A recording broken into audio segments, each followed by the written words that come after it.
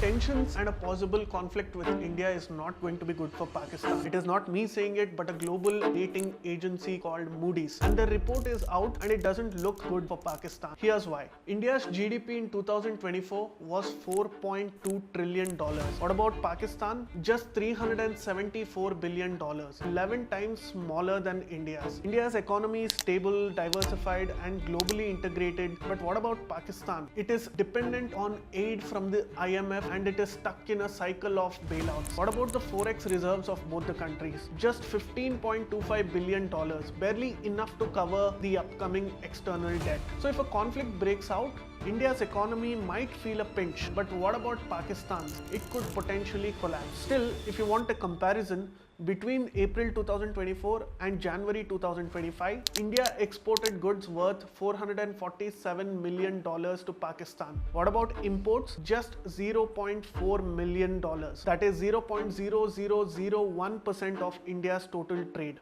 The dependency is clearly one-sided. Now, let's talk about the strength on the battlefield. Look at India's. India ranked 4th on the global firepower index. We have 1.46 million active troops. We have a defense budget of over $81 billion that we spend every year. We have 2,229 aircraft, 4,201 tanks, 293 naval assets, which also includes aircraft carriers. And for comparison, just look at Pakistan. It is ranked 12th in the global firepower index. They have less than half of the size of the troops that we have at 660,000. Their defense budget is 1/8 of ours, which is $10 billion.